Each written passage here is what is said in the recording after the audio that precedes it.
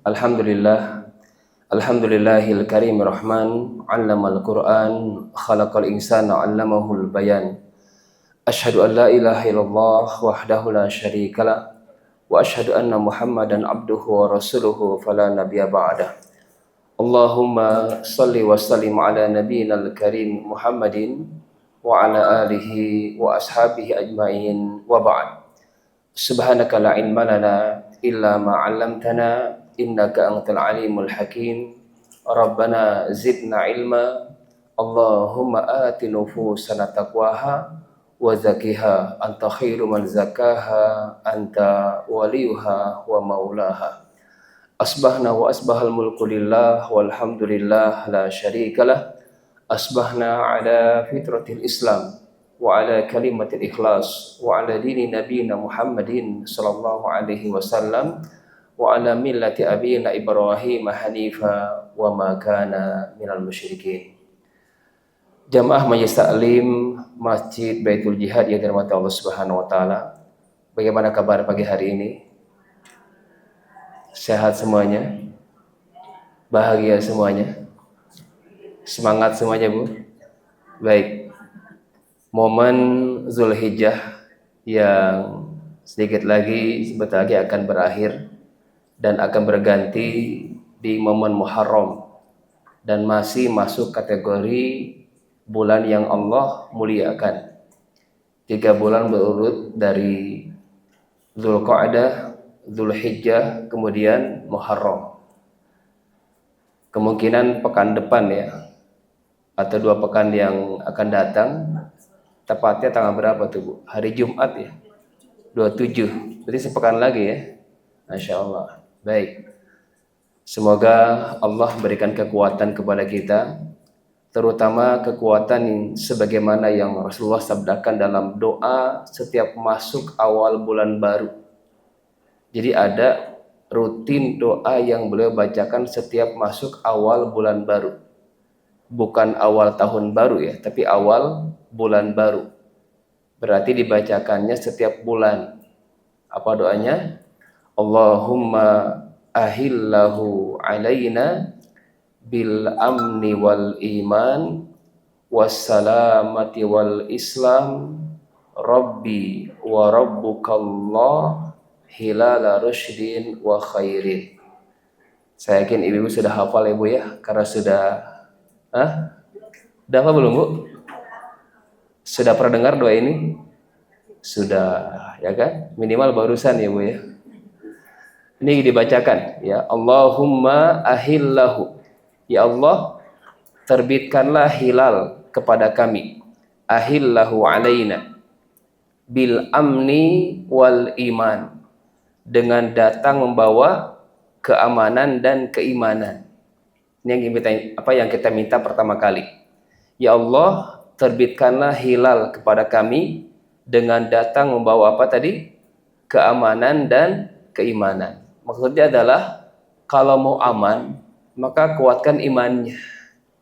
Ya, terserah apakah amannya dalam siklus rumah tangga, ataukah komplek di mana kita tinggal, ataukah rumah tangga sendiri itu kan ya, atau secara skala besar ya negara ini, maka kembali kepada kualitas keimanan.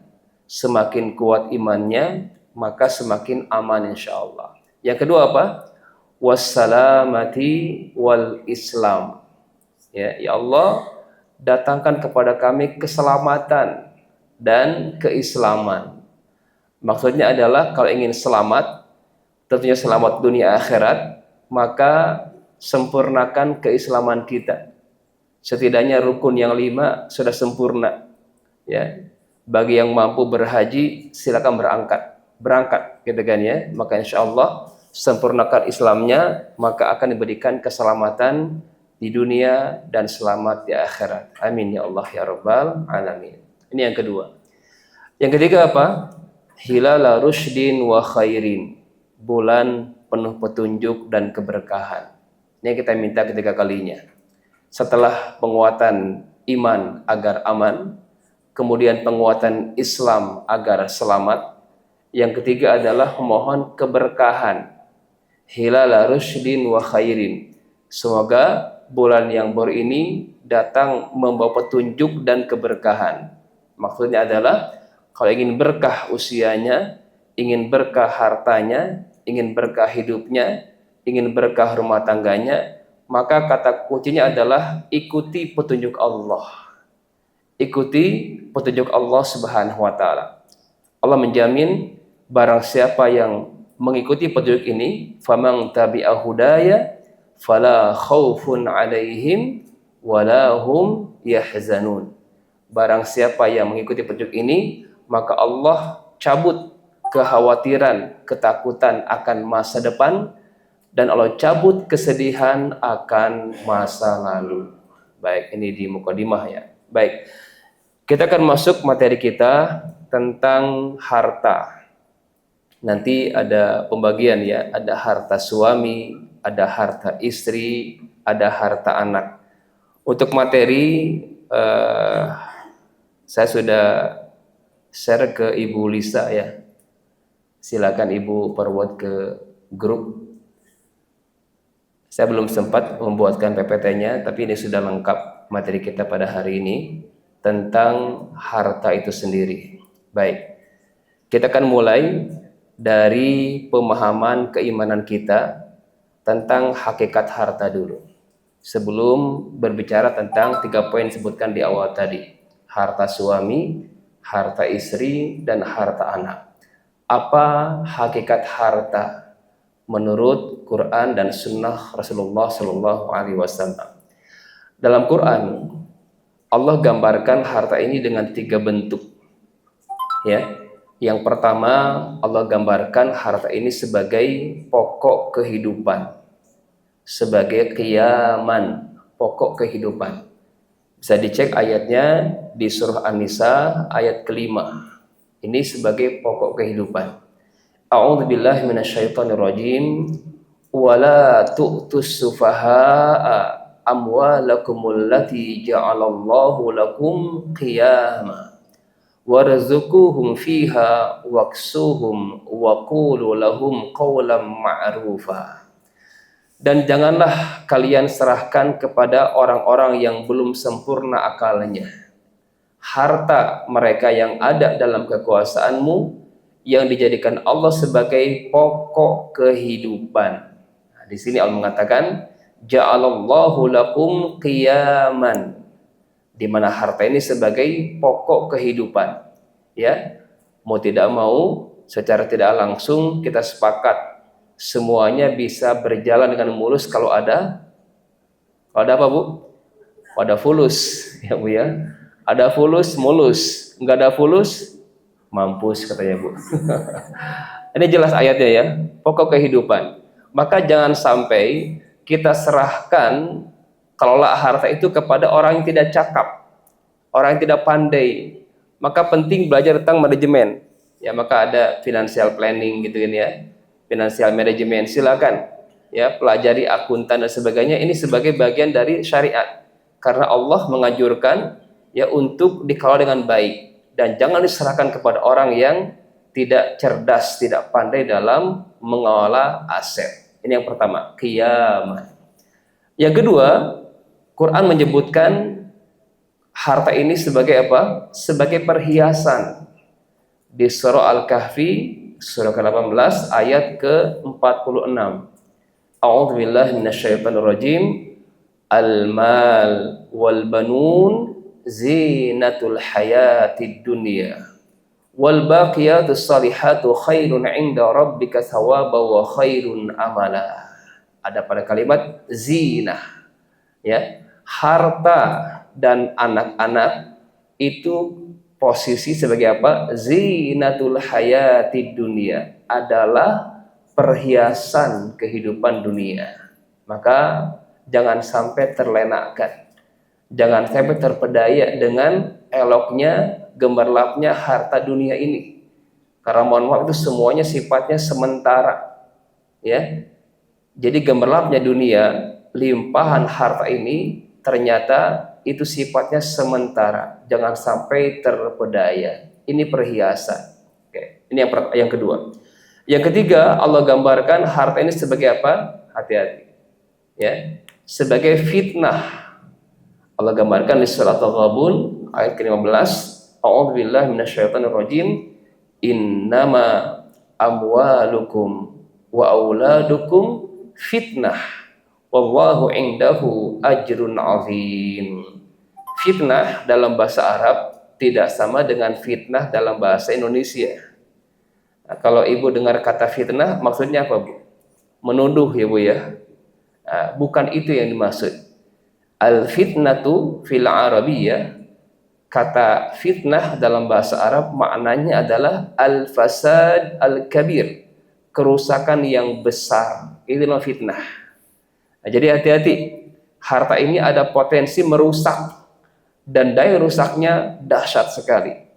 Bisa merusak nama baik keluarga, ya, bisa merusak nama baik bangsanya, bahkan agamanya. Ini gara-gara harta. Baik itu proses pengambilannya ataupun cara dalam distribusinya. Nah, baik, ini 3 gambaran bagaimana Allah menggambarkan harta tadi sebagai apa? Pertama, sebagai pokok kehidupan. Yang kedua, perhiasan. Yang ketiga, sebagai fitnah. Apa itu fitnah? Kerusakan yang besar. Baik. Yang kedua, bagaimana sikap kita terhadap harta itu? Jangan sampai salah, ya. Ini ada gambaran di suratul Fajr, sikap yang salah, ya. Sikap yang salah yang sering dilakukan oleh manusia biasa. A'udzubillahi minasyaitonirrajim. Allah menggambarkan sikap yang salah ini di ayat ke-15 dan 16 suratul Fajr. Fa'ammal insan idza mabtalahu rabbuhu fa'akramahu wa na'ama fayaqulu rabbi akraman. Wa amma idza mabtalahu faqadara 'alaihi rizqah fayaqulu rabbi ahana. Ini gambaran bagaimana sikap manusia biasa. Nah, ini saya terjemahkan al-insan di sini manusia biasa. Karena saya yakin ibu-ibu Majelis Taklim Baitul Jid ini bukan sekedar manusia biasa, insya Allah ya Bu ya, tapi manusia yang luar biasa. Masya Allah. Manusia biasa itu punya karakter seperti ini. Fa'amal insan idza mabtalahu rabbuhu, ketika diuji oleh Tuhannya. Perhatikan, di sini Allah sebutkan kalimat rabbuhu di ayat ke-15, ya. Diuji oleh Tuhannya. Dengan apa? Dengan ujian kenikmatan. Fa'akramahu wa na'amah. Ya, Allah muliakan hamba tadi, Allah beri kenikmatan hamba tadi, diberikan kesuksesan, kejayaan, limpahan harta, omset melejit, ya, dan lain sebagainya. Anak-anak sudah mapan, kendaraan nyaman, rumah mewah, perhiasan dan berbagai fasilitas yang begitu luar biasa. Mereka mengatakan apa? Fayaqulu rabbi akraman. Tuhan sedang memuliakanku. Ini manusia biasa, ya. Sebaliknya, masih yang tadi orangnya. Wa amma idza mabtalah. Tetapi orang yang tadi ketika diuji. Nah, perhatikan di sini ayat keduanya tidak ada kata rabbuhu. Ya, ada nggak rabbuhu di sini? Tidak ada. Kalau di atas ada nggak rabbuhunya? Ada. Jadi ingat, yang memberikan kenikmatan itu, yang memberikan kejayaan, kesuksesan, limpahan harta siapa? Rabbuhu, Tuhan kita, Allah tabaraka wa ta'ala. Ya, itu izin Allah. Itu kehendak Allah. Allah berikan tuh kenikmatan. Tapi sebaliknya, wa amma idza mabtalah faqadara 'alaihi rizqah. Tidak ada kata rabbuh. Adapun manusia biasa tadi yang diuji, enggak ada kata rabbuh. Dengan apa ujiannya? Sebaliknya. Ya, perusahaannya gulung tikar, bisnisnya bangkrut, dengan pasangan tidak harmonis, bahkan terjadi perceraian, anak-anak nakal-nakal, kendaraan mogok, ya, rumah kena banjir, berbagai musibah-musibah. Ada nggak rabbuh di sini, Bu? Tidak ada. Jadi ulah siapa yang terjadi itu? Karena bima kasabat aidin nas, karena ulah kita sendiri. Kenapa sakit? Kenapa tabrakan? Kenapa banjir? Ulah siapa itu? Ulah kita. Ya kan? Harusnya kan buang sampah pada tempatnya. Ketika buang sampah sembarangan, ya itu yang terjadi. Harusnya kan tanah resapan itu jangan didirikan bangunan, malah dibuat villa-villa dan sebagainya. Itulah yang terjadi. Harusnya hutan itu ya nggak ditebang pohonnya, gitu kan ya, dan lain sebagainya. Karena apa ini? Karena ulah manusia. Kenapa kita sakit? Karena apa? Pola makannya, pola hidupnya, dan lain sebagainya. Tidak ada Allah di sini. Ya. Fa amma idza mabtala faqadara alaihi rizqah. Allah batasi rezekinya. Bahkan keterangan disebut Allah cabut keberkahannya. Tercabut keberkahannya. Fa yaqulu rabbi ahanan. Tuhan sedang menghinakanku. Ini giliran dikasih nikmat, dipuja-puji Tuhannya, giliran diuji dengan sebaliknya, dimaki-maki Tuhannya. Kalla, nggak boleh seperti itu. Ya. Adapun sikap yang benar, ya ini yang benar. Ya, sebagaimana yang Rasul sabdakan. An Suhaibin radhiyallahu anhu qala Rasulullah sallallahu alaihi wasallam ajaban li amril mu'min inna amrahu kullahu khair wa laysa dzaka li ahadin illa lil mu'min in asabathu sarra'u syakar wa kana khairan lahu wa in asabathu dharra'u sabara wa kana khairan lahu. Jadi orang beriman itu senantiasa menjadikan semuanya baik. Ya, ketika sehat baik, ketika sakit bahagia nggak kira-kira, Bu? Halo? Kalau sakit tuh sedih atau bahagia, Bu? Sedih. Kenapa sedih, Bu? Baik, harusnya kan baik, Bu. Hari sini ya. Lihat, di sini Allah mengatakan, Rasul mengatakan, ajaban li amril mu'min, keren orang beriman tuh. Itu kata Rasul kita, keren kita ini. Kenapa? Inna amrahu kullahu khair. Ya, jadi kalau semuanya baik. Ketika sakit pun harusnya apa? Bahagia, senang. Kenapa? Kalau tahu ilmunya. Ketika sakit tercabut 3 hal. Yang pertama, dicabut rasa dalam lidah. Betul nggak, Bu? Kalau lagi sakit enak nggak, Bu? Rendang kerasa apa, Bu? Nggak kerasa apa-apa ya, Bu ya. Apalagi, Bu? Ya, gudeg Jogja kerasa apa, Bu? Hambar semuanya. Dicabut rasa ketika sakit. Yang kedua apa? Dicabut keceriaan dalam wajah kita. Kusut. Gitu kan ya? Lemes, pucat. Secantik apapun ketika sakit, udah pudar itu kecantikan. Mau bersolek kira-kira, berdandan nggak kalau sakit? Malas gitu kan ya? Dicabut rasa itu. Yang ketiga apa? Dicabutnya dosa-dosa. Ketika sakit. Ketika Allah berikan kesembuhan, yang dibalikan hanya 2. Yang pertama apa? Rasa dalam lidah. Enak lagi kalau makan, kalau sudah sehat. Betul? Yang kedua Pak, keceriaan dalam wajah. Langsung sumringah lagi. Tapi yang ketiga enggak baik lagi, Bu. Dosa-dosa yang enggak baik lagi. Jadi senang atau bahagia? Atau sedih kalau sakit? Harusnya bahagia. Karena apa? Dosa-dosa digugurkan. Nah, ini penting ilmunya ya, Bu ya. Jadi keadaan apapun coba jadikan khair. Itu kebaikan untuk kita. Ladang apa? Di sini ilmunya. In asabathu sarra'u syakar. Ini kata kuncinya. Ketika Allah berikan kelapangan, limpahan harta, kebahagiaan, kejayaan, kesuksesan, dia nggak lupa diri. Dia tidak sombong. Dia tidak congkak, tapi apa? Syakar, bersyukur. Karena dia yakin yang terjadi adalah kehendak Allah. Bukan karena skillnya, bukan karena piawainya, bukan. Tapi karena Allah berkehendak. Kita hanya merencanakan, kita hanya membuat planning saja. Yang terjadi sesuai dengan harapan kita, Allah yang mau. Maka Allah tunggu apa? Syukurnya kita. Wa idza'adzana rabbukum la in syakartum la azidannakum. Itu janji Allah. Satu nikmat yang kita syukuri. Tapi mohon maaf, kebanyakan kita ini syukur atau kufur? Syukur atau kufur?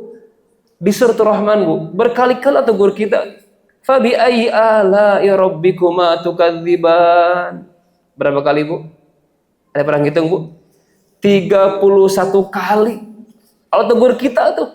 Nikmat yang mana lagi yang kau dustakan? Nikmat yang mana lagi yang kau dustakan? Terus dungu kita nih. Bebal kita nih. Akhirnya apa?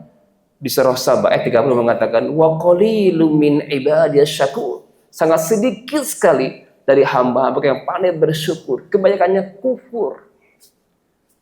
Kemang Pratama, berapa keluarga? Berapa yang bersyukur? Ya, hanya sedikit, kitalah bagian dari yang minoritas itu, insya Allah. Amin ya Allah ya Rabbal alamin. Ini kata kunci pertama. In asabathu sarra'u syakara. Ketika Allah berikan kenikmatan, dia bersyukur. Ya, ia buktikan tuh syukurnya dengan kurban. Ya, ia buktikan dengan sedekahnya, dengan wakafnya dan lain sebagainya, tanda kesyukurannya.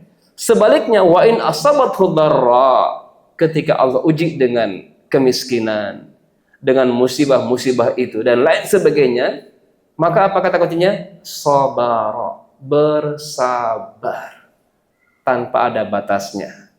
Karena kita yakin innallaha ma'as sabirin, sungguh Allah bersama orang-orang yang sabar ketika diuji dengan musibah-musibah itu. Siap, Bu? Pertama apa? Bersyukur. Yang kedua apa? Bersabar. Itu saja kata kuncinya. Yakin, ya, kehidupannya akan tenang dan nyaman kalau dua hal ini senantiasa kita biasakan. Baik. Ini ujung harta kita. Ya. Ujung harta kita ini, Bu. Sebanyak apapun, ya, sebesar apapun, ujungnya di sini harta kita itu. Ya. Yaqulu ibnu Adam mali mali. Qal wa hal laka ya ibna Adam min malika illa ma akalta fa abnaita aw labista fa ablaita aw tasaddaqta fa amdaita.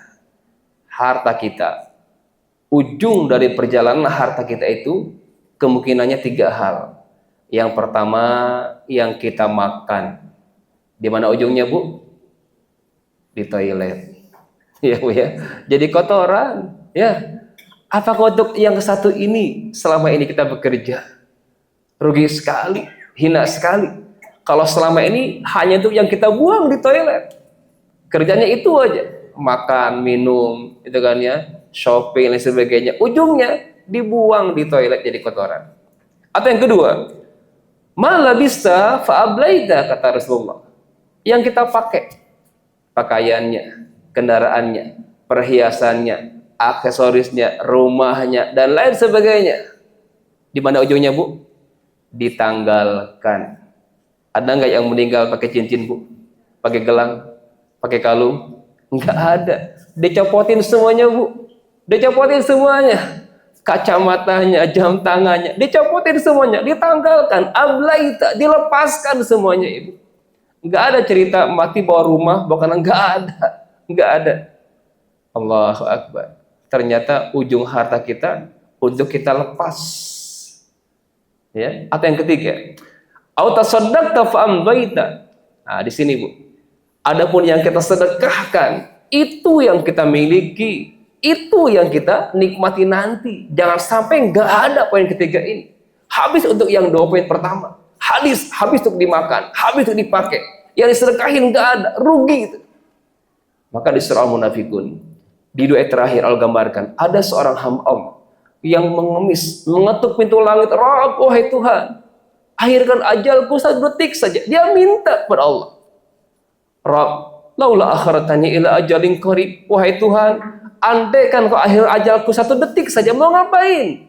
Fa asaddaqa wa akum minas salihin. Aku benar-benar mau sedekah, Rabb.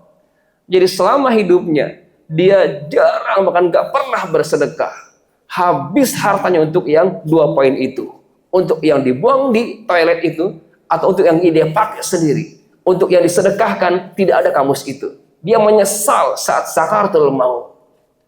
Karena ketika itu ternyata dalam riwayatnya digambarkan, ketika sakaratul maut digambarkan, dibentangkan Betapa besarnya pahala sedekah itu yang digambarkan dalam surah Al-Baqarah 261 itu 1/700 itu digambarkan seperti itu. Si hamba tadi mengatakan betul lagi, Rob, akhirkan ajalku. Aku mau sedekah, Rob. Benar-benar mau sedekah dan nyesal. Apakah akan Allah akhirkan ajal itu? Tidak. Tidak akan pernah. Walan yuakhirallahu nafsan idza jaa ajaluha. Allah tidak akan pernah mengakhirkan sebuah ajal jika telah datang waktunya. Maka kita akan kembali ke materi kita, ya, tentang aset kita, harta suami, harta istri, dan harta anak. Baik, secara global dulu, ya, secara global. Nanti kita jawab pertanyaan-pertanyaan tadi, insya Allah ya. Baik, secara global, harta yang kita miliki ini, oh ya, kemarin saya dapat ilmu baru dari salah seorang hamba Allah ketika presentasi tentang asuransi syariah, tentang sifat harta, ya.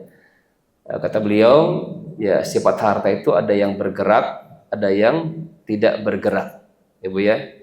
Ada yang bergerak, contohnya apa yang bergerak? Ya, yang liquid lah, yang bisa kita ambil ya. Yang tidak bergerak berarti seperti bangunan, kendaraan, tanah. Itu silakan. Itu hanya kategori-kategori saja. Nah, sekarang yang paling penting adalah langkah pertama, buatkan profiling aset masing-masing. Ya, mana aset suami, mana aset istri. Ini penting. Ya.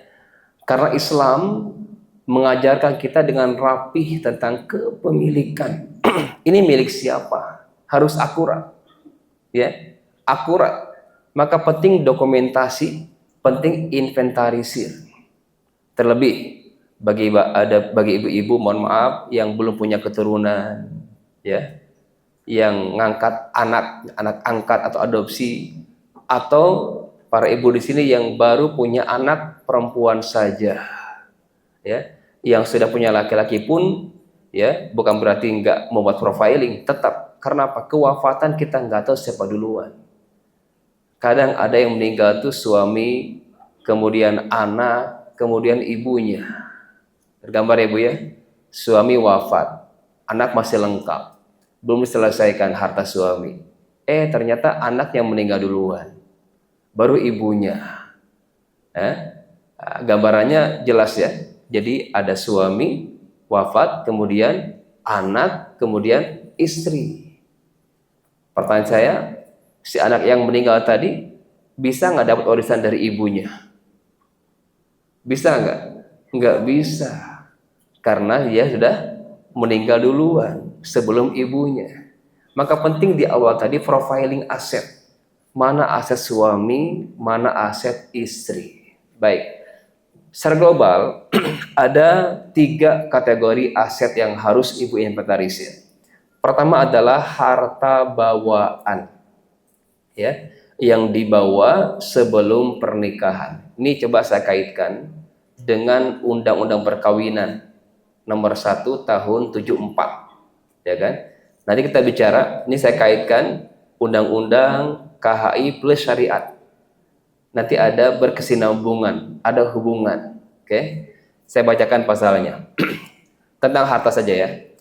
Pasal 35 Undang-Undang Perkawinan nomor 1 tahun 74. Tentang harta perkawinan ayat 1, harta benda yang diperoleh selama perkawinan menjadi harta bersama. Oke, ini pasalnya. Nanti kita kritisi ya Bu ya. Pasal ini apakah sesuai syariat atau tidak. Ini bukan berarti ini saya menampilkan ini berarti ini yang benar, tidak.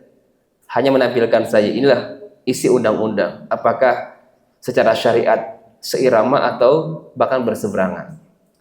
Ayat kedua, harta bawaan dari masing-masing suami dan istri serta harta benda yang diperoleh masing-masing sebagai hadiah atau warisan adalah di bawah penguasaan masing-masing sejauh para pihak tidak menentukan lain.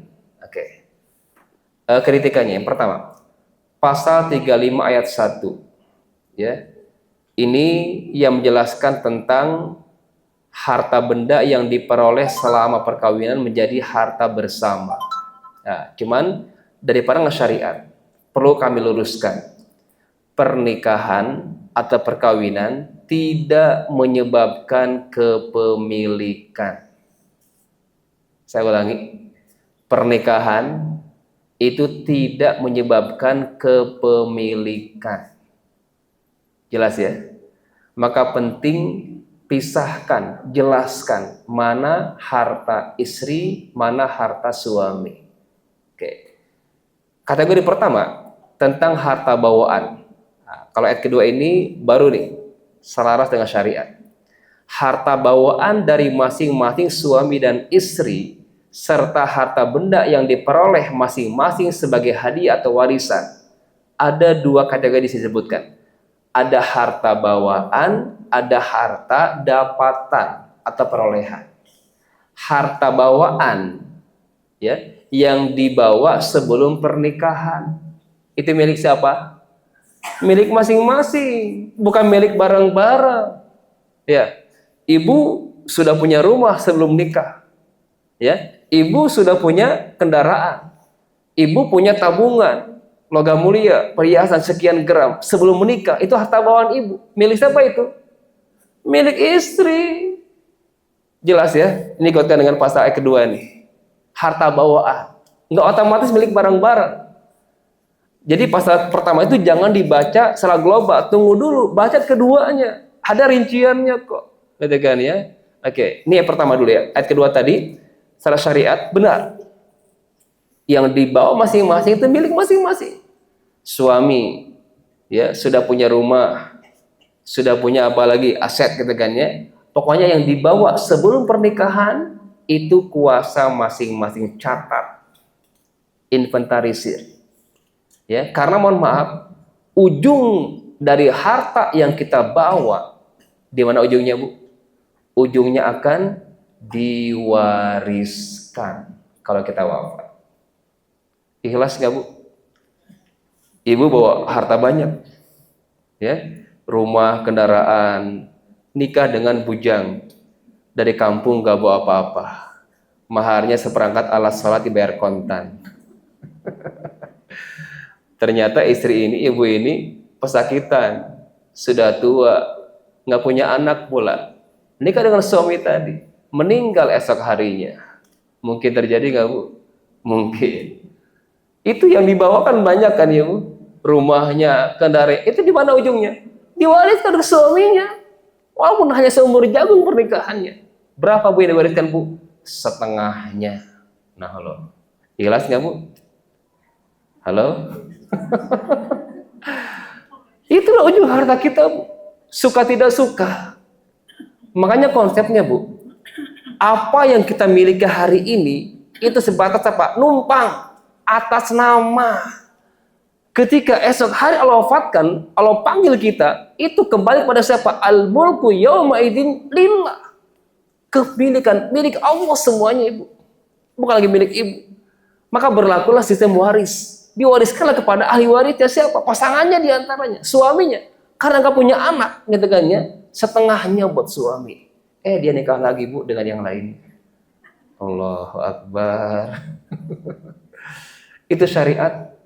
Jangan pakai logika, nggak logis, tapi dengan keimanan. Kira-kira ibu berpahala nggak, Bu? Berpahala nggak, Bu? Berpahala sih, tapi ada tapinya tuh. Silakan terjemahkan tapinya apa tuh? Itu ya. Jadi harta, Pak. Begitu sebaliknya. Ketika laki-laki, ya, duda keren, sarang duit, duren sawit, nikah dengan gadis desa, ibu, gitu kan ya, nggak punya apa-apa, gitu kan ya. Nikah baru sehari, besoknya meninggal. Dapat nggak istri tadi? Dapat karena pernikahan. Berapa? Seperempatnya kalau istri, kalau nggak punya anak. Nah, itu ya. Jadi bergantian. Di sini. Oke, kembali kepada jadi harta bawaan masing-masing itu milik siapa? Milik masing-masing. Tolong catat. Sampai hari ini kira-kira ada nggak yang ibu miliki sebelum pernikahan dan sampai hari ini masih ada aset tadi? Jelas, itu milik siapa? Milik masing-masing. Yang kedua, Masih di ayat kedua di sini. Serta harta benda yang diperoleh masing-masing sebagai hadiah atau warisan. Ada kalimat yang diperoleh. Maka istilahnya harta perolehan atau harta dapatan. Sudah nikah nih, kemudian dapat hibah. Ya, contoh apa? Yang pertama kali setelah nikah, ibu dapat apa, Bu? Masih ingat nggak? Mahar. Dibilang sama mahar, Bu? Milik istri. Ya, bukan milik barang-barang. Jadi jangan masukin ke ayat 1 tuh. Mentang-mentang sudah nikah jadi milik barang. Jadinya bohongan gitu kan ya. Maharnya milik istri kan. Kewajiban suami memberikan mahar kepada istrinya itu milik ibu sebagai istri. Itu harta perolehan pertama kali. Dan lain sebagainya. Contoh dapat hibah, hadiah ulang tahun, pernikahan yang ke-63. Udah tua berarti kan ya pernikahannya. Hadiahnya Alphard. Kapan menikmatinya, Bu? Allahu Akbar. Terlambat katanya. Ya nggak apa-apa, Bu. Yang penting, Bu, ketika ibu peroleh aja, ibu dapat muhibah kek, muhadiah atau warisan. Orang tua ibu meninggal, ibu dapat jatah. Itu kan perolehan kan? Itu milik siapa? Milik masing-masing. Bukan harta bersama walaupun munculnya pasca pernikahan. Rugi dong. Kalau ibu dapat warisan, langsung milik barang-barang sama suami, rugi nggak, Bu? Rugi. Makanya pernikahan itu bukan jadi sebab kepemilikan. Jelas gak? Jadi camkan ya, pernikahan tidak menyebabkan kepemilikan. Kalau tadi kategorinya bawaan, atau yang kedua perolehannya milik masing-masing, maka catat, inventarisir ibu, mana harta perolehan yang selama ini ibu dapatkan dan masih ada sampai hari ini. Yang sudah terjual jangan catat, Bu. Udah nggak ada, ya. Yang udah terjual atau yang sudah punah gitu kan ya, jangan diingat lagi. Udah selesai. Yang masih ada, tolong catat. Jelas ya? Baik, ini di Undang-Undang Perkawinan. Saya lihat lagi di KHI. Ini berlaku di pengadilan agama. Kalau tadi di pengadilan negeri. Oke. Kalau umat muslim itu nggak mungkin pakai pasal tadi. Ya, soalnya kalau terjadi perceraian atau terjadi apa saja ke PA biasanya ya, pengadilan agama, bukan ke PN, termasuk waris ya. Baik, di PA agama menggunakan kompilasi hukum Islam. Ya, walaupun belum mewakili semuanya, tapi setidaknya lumayanlah beberapa pasal seirama. Tapi kebanyakan pasal juga masih belum sinkron dengan syariat ini. Wallahu a'lam bishawab. Ini baru kumpulan nih, Bu ya. Belum menjadi rancangan, apalagi undang-undang belum. Itu hanya kumpulan hukum. Jadi KHI ini lahir tahun 91 di eranya Pak Soeharto sebagai kepres dari beliau, dan sampai hari ini belum terjadi perubahan. Di KHI ada 3 kitab. Kitab wakaf, kemudian kitab nikah, dan kitab waris. 2 kitab pertama sudah jadi undang-undang, undang-undang wakaf. Makanya ada BWI, ya, di Bait Quran Taman Mini kantornya. Ada undang-undang nikah, di antara tadi, ya, KUHP. Tapi yang ketiga, waris, kitab waris belum jadi undang-undang. Tinggal 1 lagi, Bu, PR, ya. Sampai hari ini, dari tahun 91 belum menjadi undang-undang. Rancangan aja belum. Ya, tapi alhamdulillah saya bergandengan dengan Notaris Muslim Indonesia. Saya di lembaga Syariah Waris Center. Ya, saya bawa lembaga itu, saya pimpin, kemudian bergabung dengan NMI, Notaris Muslim Indonesia, kemudian Fakultas Hukum UI, kemudian Rumah Fikih Indonesia, Ustaz Sarawat ya, kantornya di belakang Ambasador. Itu 4 lembaga kumpul bareng untuk membuat naskah akademik NA, ya, merumuskan tentang rancangan undang-undang waris Islam. Itu mengkritisi KHI yang ada beberapa pasal yang tidak sinkron dengan fikih klasik. Nah, sedang kita godok, sudah selesai, tinggal diajukan ke DPR RI. Ya, tapi tadi butuh yang namanya fulus biar mulus. Kalau nggak ada fulus ya mandek, Bu, sampai sekarang ini. Mohon doanya ya. Baik. Di KHI pasal 85, harta benda yang diperoleh selama perkawinan menjadi harta bersama tanpa mempersoalkan terdaftar atas nama siapapun. Ini selaras dengan ayat 1 tadi ya, betul nggak? Tapi ada catatan tuh, yang keduanya nih, setelah koma nih, tanpa mempersoalkan terdaftar atas nama siapapun. Jadi patokannya bukan atas nama. Jadi ibu mohon maaf jangan GR bu. Sertifikat rumah atas nama ibu, SNK kendaraan atas nama ibu, belum tentu milik ibu itu. Tanya ke si bapak, Pak, ini milik siapa? Tumpang nama aja mah, biar nggak kena pajak progresif. Tuh kan tumpang nama, ya. Jadi mohon kejelasan bu. Ya, pulang dari sini temuin suami ibu, minta kejelasan. Ini jelas milik siapa? Atau ternyata milik bersama? Nanti kita bahas, gitu kan ya. Makanya di sini tanpa mempersoalkan terdaftar atas nama siapa. Maka penting bu, ya ikrar ini milik siapa? Jangan sampai hanya tumpang nama saja. Kan banyak ya para pejabat, hartanya berlimpah tapi atas nama siapa? Rubicon atas nama supirnya, kan ya. Yang ini atas nama pembantunya, wah harganya. Tapi milik dia kan, milik tuannya kan, majikannya. Nah ini siasat saja kan. Nah, maka ibu pun sama, jangan dulu GR, ibu ya.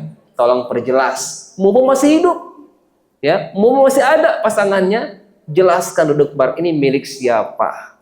Apakah hanya tumpang nama atau betul-betul milik ibu?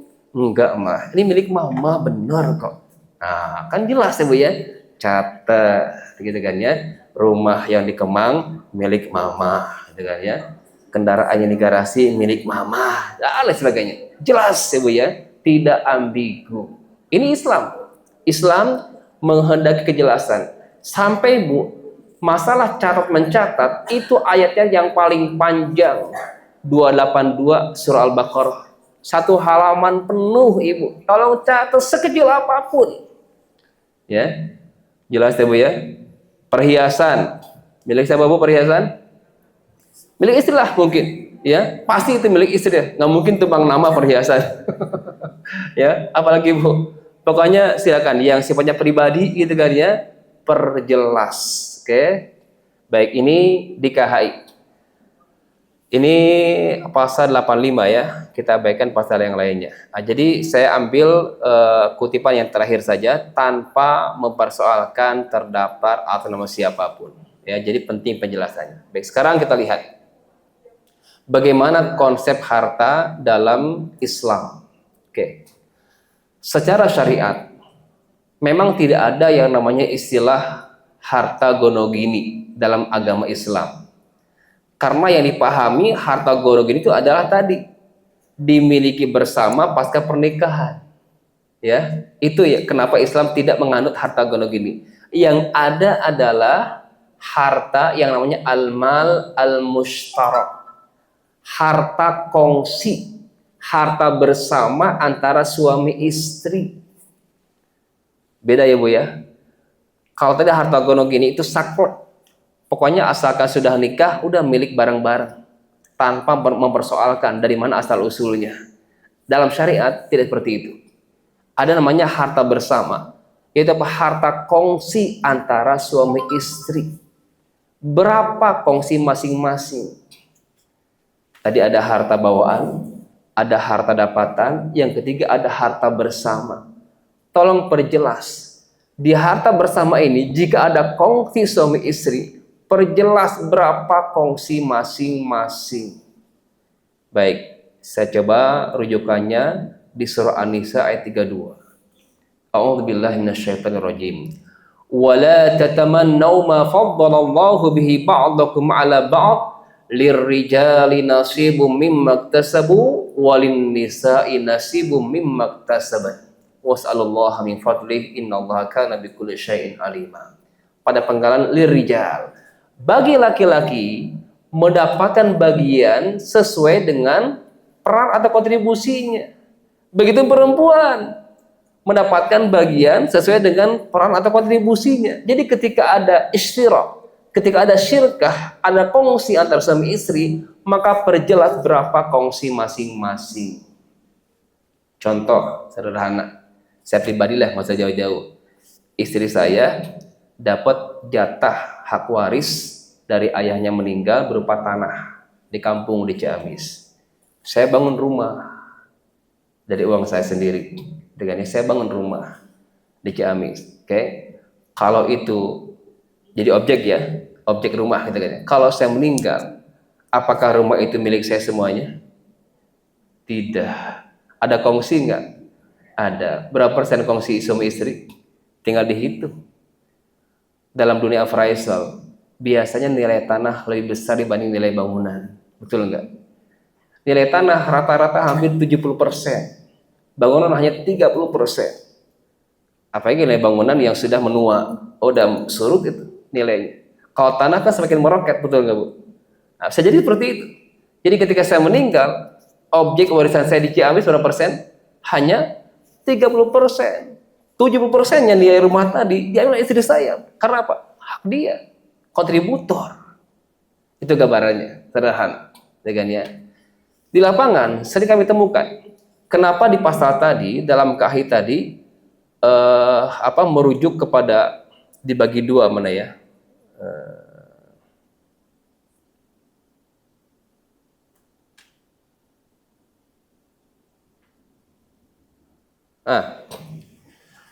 Pembagian harta bersama setelah perceraian. Pasal 97 KHI. Janda atau duda berhak mendapatkan setengah dari harta bersama sepanjang tidak ditentukan lain dalam akad perkawinan. Jadi ketika ada hal pertama langsung 50-50. Ya kan? Oke. Kalau saya lihat sebab dari pasal ini lahir, ini karena pola nafkah suami di negeri ini tidak jelas. Pasal ini sebenarnya menyelamatkan para istri yang katanya ibu rumah tangga tidak bekerja. Betul nggak Bu? Sekarang saya tanya, ilustrasi misalkan, ada kasus yang kami tangani. Seorang hakim, seorang suami, hakim beliau. Gaji bulanannya diserahkan ke istrinya full. Seluruhnya. Istrinya yang ngawal aset suaminya. Dia hanya minta uang, jajan uang bensin aja tiap harinya itu. Istri cerdas. Ya kalau itu aset suaminya, gaji suaminya, ya dipotong uang IPL, uang wifi, uang listrik, uang kuliah anak-anak, uang sekolah, uang dapur, gitu kan ya, masih ada net, masih ada sisa, gitu kan ya, dia bangun kontrakan, istri yang bangun, jadi mandornya pula, istri yang maintenance, yang merawat, yang ngelola, gitu kan ya, sampai berhasil tuh kontrakan, suami kata menau, ngantor aja di kehakiman. Istri yang capek tadi kan ya, dibayar nggak kira-kira? Nggak dibayar ya rata-rata kan. Ini istri luar biasa. Meninggal suami itu. Saya tanya, kontrakan tadi milik siapa? Milik suami, milik istri, atau milik berdua? Hah? Milik siapa? Ada kongsi nggak istri? Ada kongsi nggak suami? Oke lah, suami kongsinya berupa pitih, uang. Kalau istri apa? Jasanya. Jasa peran nggak Bu? Kontribusi bukan? Kontribusi. Dinilai nggak Bu? Dinilai. Logikanya kalau kita pakai mandor, berapa kita bayar mandor Bu? Pasti ada uang yang keluar kan? Kita sewa orang untuk merawat kontrakan. Ini istrinya yang melakukan semuanya. Ya kan ya? Bahkan merawat keuangan, manajemen keuangan. Kalau kita sewa financial planner gitu kan ya, berapa bayarannya? Ini istri yang melakukan semuanya. Nah, di sini jasa. Islam mengatakan, Allah mengatakan, wa alaysa lil insani illa ma sa' wa anna sa'yahu sawfa yura. Perang itu dinilai sekecil apapun. Rasul pun Bu, kalau berperang itu bawa mama, ya. Sahabat itu dibawa peperangan, tapi enggak disimpan di garda terdepan. Di mana Bu tugasnya? Di belakang bagian apa? Logistik, bagian perawatan. Dapat nggak harta ghanimah atau rampasan? Dapat. Ya, itu peran kan. Begitupun para istri di sini yang katanya ibu rumah tangga tidak bekerja, saya tepis dengan ayat ini. Ya, itu jasa loh. Apalagi mohon maaf, indikatornya kuat, suami nafkahnya nggak jelas. Maka ini saya coba masuk ke materi yang saya share ya ke Bu Lisa, mungkin bisa di share di grup ya. Udah Bu. Baik, tentang harta suami dulu. Oke. Harta suami. Ini beda antara ada istilah harta suami, harta. Saya ulangi nih. Uang suami, uang istri. Uang istri, uang. Jadi uang suami yang mana tuh Bu? Aduh, kumaha ya teh Bu. Ya Allah, kasihan para suami ini. Uang suami, uang istri. Uang istri, uang istri, uang suami yang mana? Nah, maka saya luruskan dulu ya Bu ya. Tentang harta suami. Pertama, suami itu ada kewajiban apa? Menafkahi. Itu suami. Ya. Maka dari harta tadi Bu, harta bawaan, harta perolehan, atau harta bersama setelah dipotong tadi pemisahannya, itu kewajiban suami adalah menafkahi istrinya dengan wajar. Baik, saya bukakan ayatnya. Coba dibuka ayatnya pertama, surah An-Nisa ayat 34. Lanjut ya. A'udzubillahi minasyaitonirrajim. Ini kelebihan suami. Ar-rijalu qawwamuna 'alan nisa bima faddalallahu ba'dahum 'ala ba'd wa bima anfaqu min amwalihim. Ini kalimatnya wa bima anfaqu. Ada kewajiban menafkahi. Jadi Ibu, kalau ingat nafkah, ada infak, ada dua macam. Ada infak wajib, ada infak yang sifatnya sunnah. Infak wajib diantaranya apa? Nafkah kepada pasangan. Kalau sudah wajib, hati-hati. Sampaikan ke suami Ibu. Al-wajibu ma yusabu ala fa'ilihi wa yu'aqabu ala tarikihi. Ya, kewajiban nafkah diantaranya suami nafkah istri itu kewajiban sesuatu yang dikerjakan berpahala, diabaikan berdosa. Jelas. Ini nafkah pasangan. Wajib bagi suami menafkahi istrinya. Karena sering kami temukan, ya kan ya, para istri jadi korban.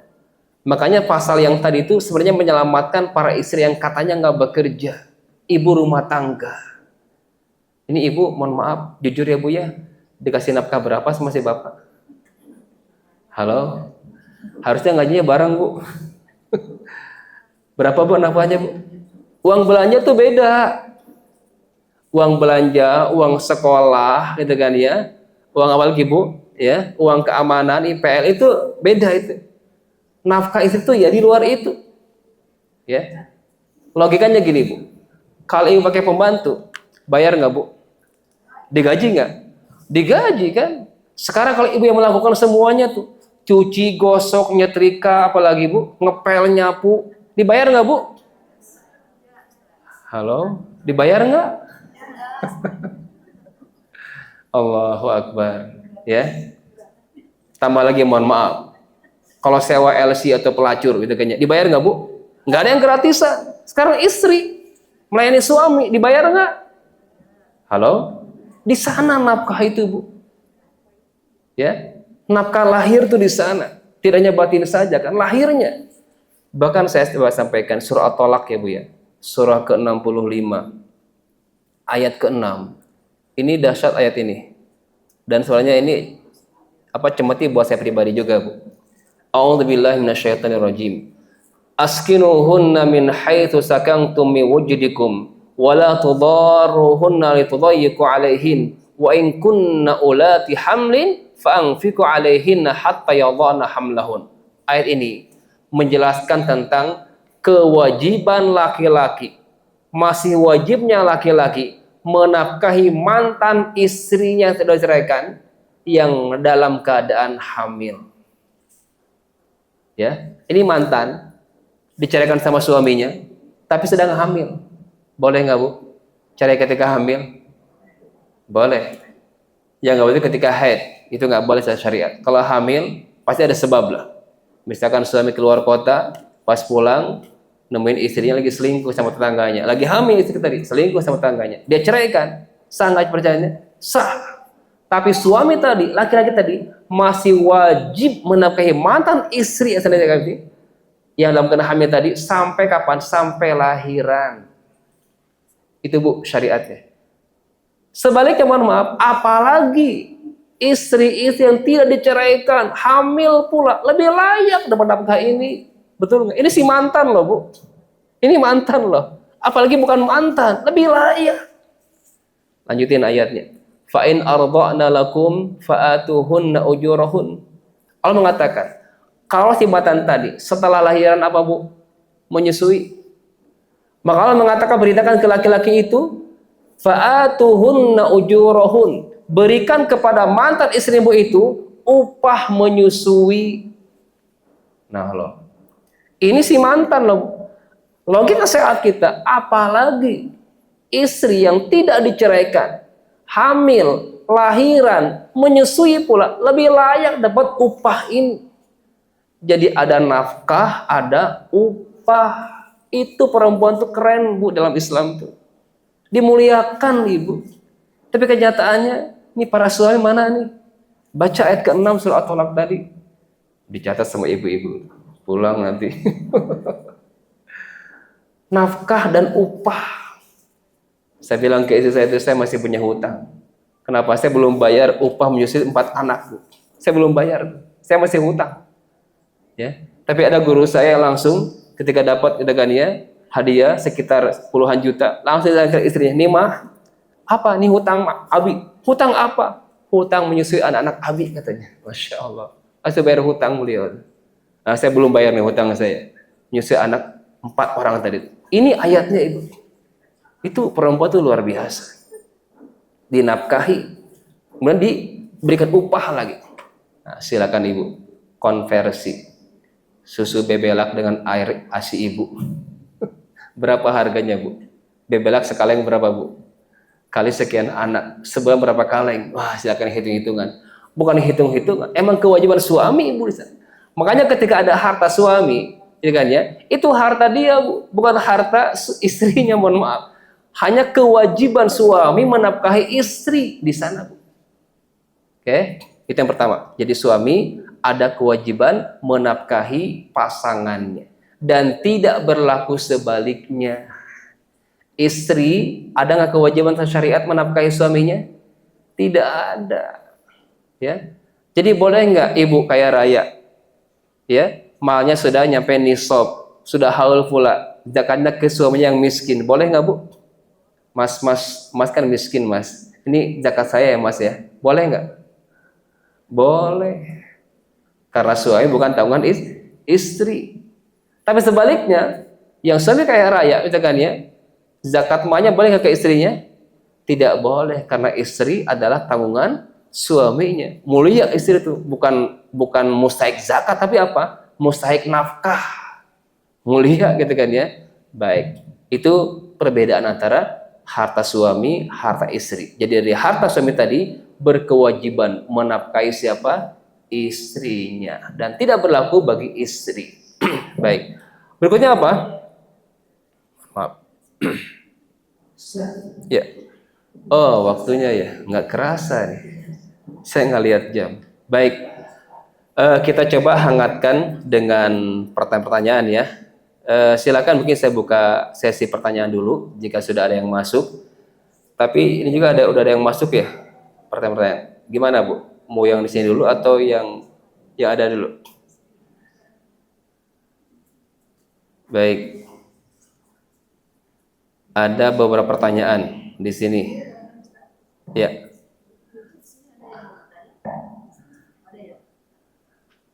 Oke, silakan dulu. Yang dari sini dulu ya, di tempat. Silakan.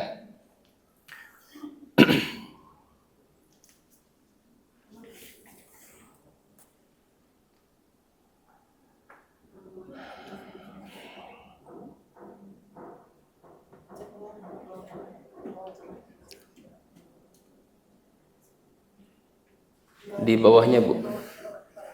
Di bawahnya.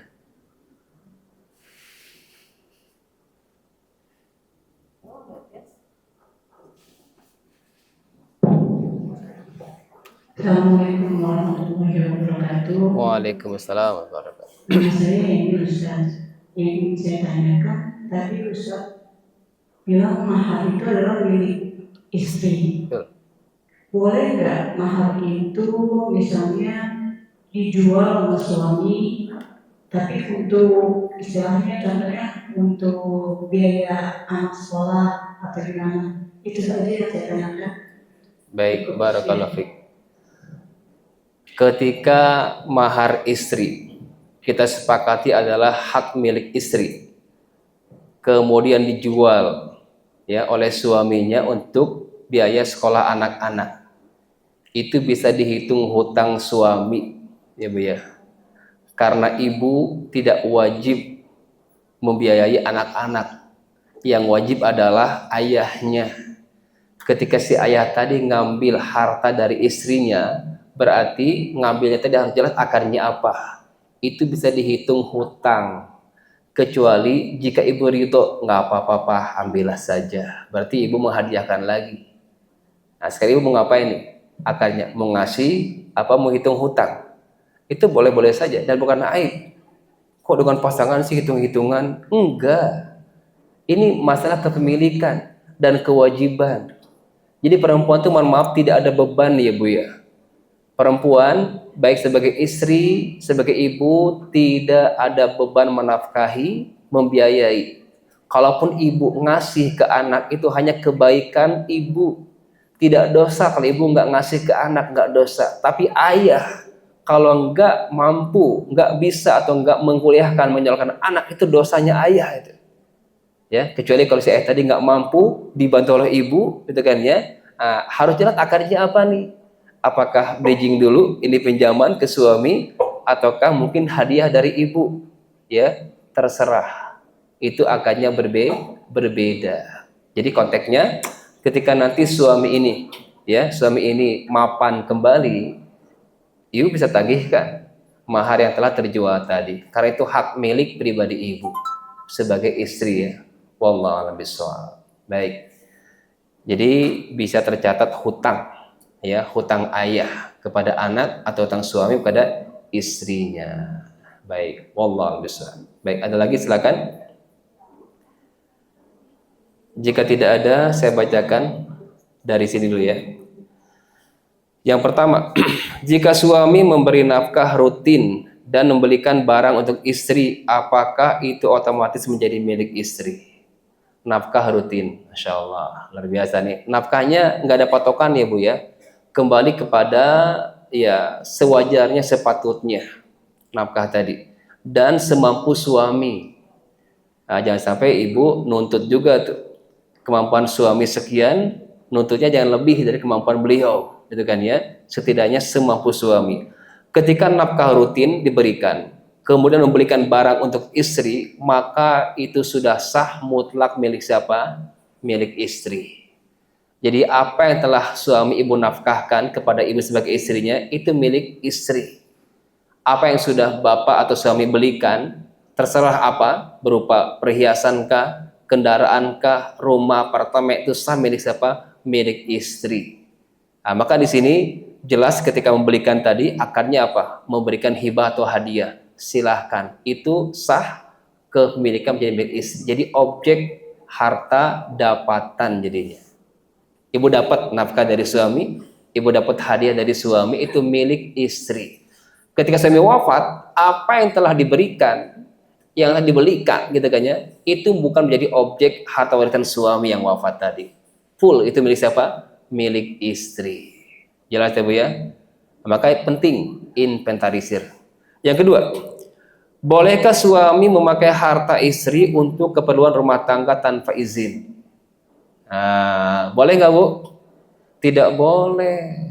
Makanya perjelas ya, mana harta suami, mana harta istri. Ketika suami akan memakai harta istri, ya harus izin istrinya. Kecuali kalau itu harta bersama, harta kongsi, baru suami tadi ada hak izin juga, gitu kan ya. Nah, silakan. Yang penting apa? Disampaikan. Kalau memakai, gitu kan ya, ada penyampaian sebelumnya, izin. Tidak langsung make, karena itu bukan hak suami, apalagi mutlak itu milik istri. Seperti harta bawaan, harta dapatan itu milik mutlak istri, tetap harus izin suaminya. Tapi tidak berlaku sebaliknya. Ya, suami punya harta, ya agak pelit, boleh nggak ibu ambil hartanya untuk keperluan keluarga? Boleh nggak? Boleh. Nah, itu kebalikannya Bu. Tuh enak kan kalau istri itu. Baik, saya bacakan hadisnya ya. Dari hadis mana?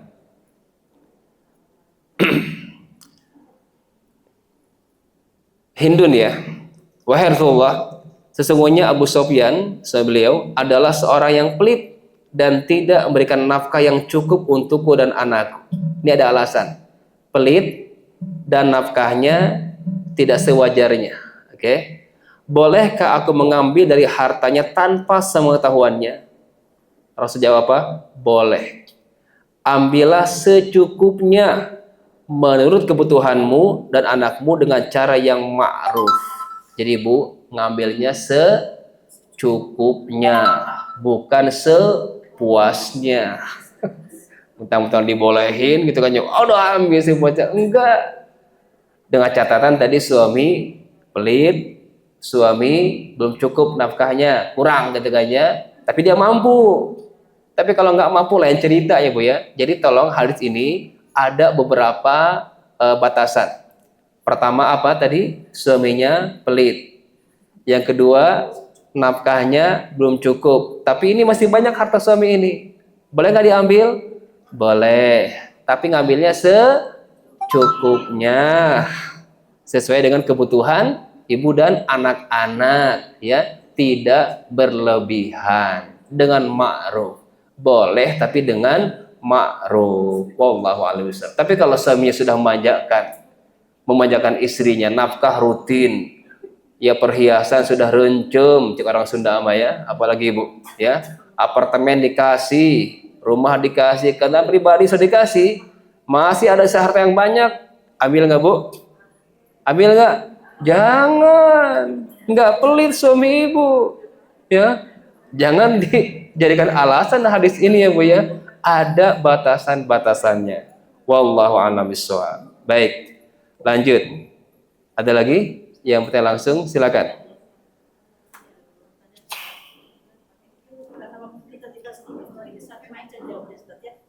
Ada 2 pertanyaan. Baik. 2 pertanyaan lagi ya. Ini waktu terbatas nih, mohon maaf. Siap. Insya Allah pertanyaan yang masuk ke WA saya jawab dengan WA juga ya. Baik. Bisa?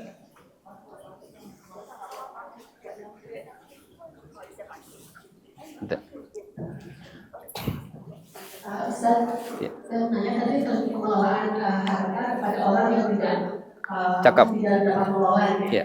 Kalau saya harta itu milik anak, atau anak masih mampu juga, dia itu sudah balik, sudah dewasa, tapi kan memang tidak mampu, mungkin takut salah kelola, itu boleh nggak ya misalnya yang mengelola orang lain, kualitas sana? Baik. Pak langsung silakan. Mau tanya Pak Ustaz. Jadi kiat-kiat untuk tadi bilang pengelolaan kan sebenarnya ini punya istri atau punya suami itu kiat-kiat ngomongnya ke suami itu kan. Masalahnya ini Ajak ke sini aja Bu.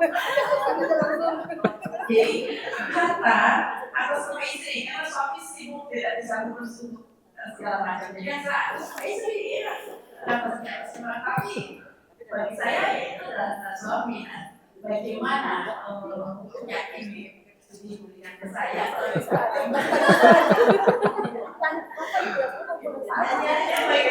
Baik.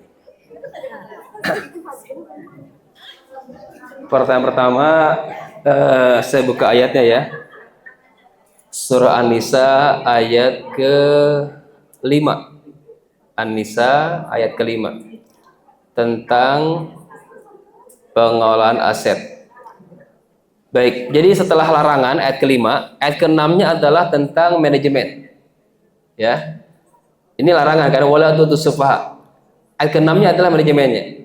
Wa batalul yatama hatta idza balagun nikah fa in anastu minhum rusyda. Jadi ibu patokannya adalah rusydun.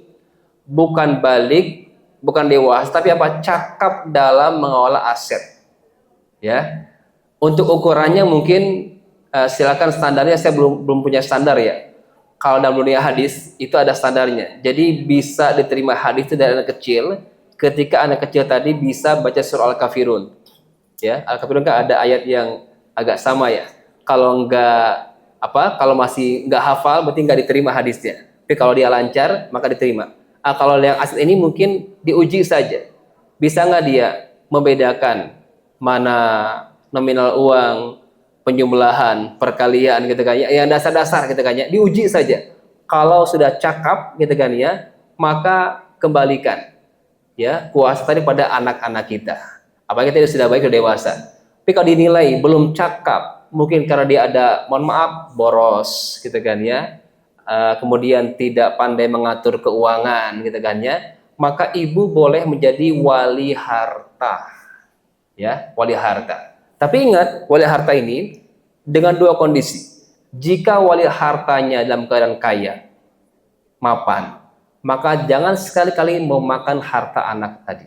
Misalkan ayah mereka sudah wafat, ada harta waris kan, ibu yang pegang, boleh nggak? Boleh, itu wali harta namanya. Tapi misalkan Bu, mana harta ibu sebagai istri kan dapat warisan, mana harta anak? Coba catat, penting catat harta anak tadi. Dan boleh nggak biaya kuliah, biaya sekolah dari harta tadi? Boleh, itu hak anak kan, punya dia kan, ibu keluarkan. Tapi ketika ibu sebagai harta ini dalam keadaan mapan, Allah mengatakan wala ta'kuluha, jangan kalian makan. Tapi sebaliknya jika ibu yang menjadi wali harta tadi dalam keadaan miskin, nah di sini wa man kana ghaniyan falyasta'fif, kalau si wali harta tadi kaya raya, mapan, maka tahan, jangan ngambil. Wa man kana faqiran, kalau misalkan mohon maaf kondisi ibunya pun ya ekonominya ya, di bawah standar dengan ya, maka bahasa Quran faliyakul bil ma'ruf, boleh makan secara ma'ruf, boleh sewajarnya, secukupnya. Jadi silakan ibu kelola sampai ibu uji anak itu bisa nggak dia pegang aset. Kalau sudah cakap, serahkan sisanya, sampaikan laporannya. Ini loh biaya-biaya sudah keluar, masuk sekian, keluar sekian. Ini sisanya silakan lanjutkan. Ya Bu ya, nggak ada batasan usia, silakan diuji saja. Wallahu a'lam bishawab. Pertanyaan kedua tadi, jawabannya yang paling mudah adalah datangkan suaminya ke majelis taklim, gitu kan ya. Kalau nggak mungkin, ya, ini saya udah di-share belum Bu Lisa ke jamaah yang saya udah ya. Jadi di penutup sebelum ini tips praktisnya, pertama adalah catat dan sepakati asal usul harta sejak awal. Gitu ya. Catat dan sepakati asal usul harta. Mana yang sifatnya bawaan, mana yang perolehan, jika ada kongsi, berapa kongsi masing-masing. Misalkan ibu bekerja juga tuh, ibu beli aset barang-barang, kendaraan kah atau rumah kah. Jika real kongsinya itu materi berupa uang atau apa, silakan berapa kongsi masing-masing, persentasenya, gitu kan ya. Karena bukan uangnya ya, persentase. Ya, sekian persen gitu kan ya dari nilai aset tadi. Itu yang pertama. Yang kedua, jangan campur adukan harta tanpa kejelasan. Nah, ini yang mana nih? Milik ayah, milik ibu, milik suami, milik istri harus jelas, ya kan? Karena kepemilikan tadi nggak mungkin ganda, ya kan ya? Tapi yang ketiga ada, libatkan komunikasi dan saling percaya. Ujungnya apa? Kesepakatan. Kan nggak mungkin juga ya ketika ibu beli sofa, kasih nama, ini sofa mama ya. Ibu beli kulkas, ini kulkas papa ya, gitu kan ya. Silakan sepakati, gitu kan ya. Termasuk barang-barang mewah yang di rumah, gitu kan ya. Jelas milik siapanya. Terlebih mohon maaf bagi bapak ibu yang tidak punya keturunan, karena akan beda, ya. Ketika ibu wafat, maka harta ibulah yang akan diwariskan kepada saudara. Nggak ada anak kan, hanya pasangan dengan saudara. Itu saudara ibu yang dapat warisan, bukan saudara si bapak. Maka pisahkan asetnya. Atau sebaliknya, si bapak yang wafat, maka saudara si bapak yang dapat warisan itu bukan saudara ibu. Ibu sebagai istri hanya seperempat, sisanya buat apa? Ipar ibu. Maka pisahkan mana aset ayah, mana aset suami. Itu pentingnya pemisahan aset bagi yang tidak punya keturunan. Atau mohon maaf yang masih punya anaknya perempuan semuanya, itu bocor. Anak perempuan kita Bu, itu maksimal kalau banyakkan hanya 2/3 hak warisnya. Sisanya ke siapa? Ke ipar ibu. Suami wafat, ninggalin istri, 2 anak perempuan, dan adik ipar, adik kandung suami ibu. Berapa istri ibu? 1/8. Berapa anak? 2 orang, 2/3. Ada sisa nggak? Enggak. Buat ipar ibu tuh, saudara kandung suami. Maka pisahkan mana harta suami itu. Kenapa pemisahan aset tuh? Karena bocornya beda. Ya, yang punya anak laki-laki masih mending. Karena apa? Tertutup hartanya nggak kemana-mana. Karena saudara tadi terhalang oleh anak laki-laki. Silakan yang belum punya anak laki buat lagi. Wallahu a'lam bishawab. Itu mungkin yang bisa disampaikan dari majelis yang mulia ini. Mari kita tutup dengan membaca suratul Asr. Bismillahirrahmanirrahim.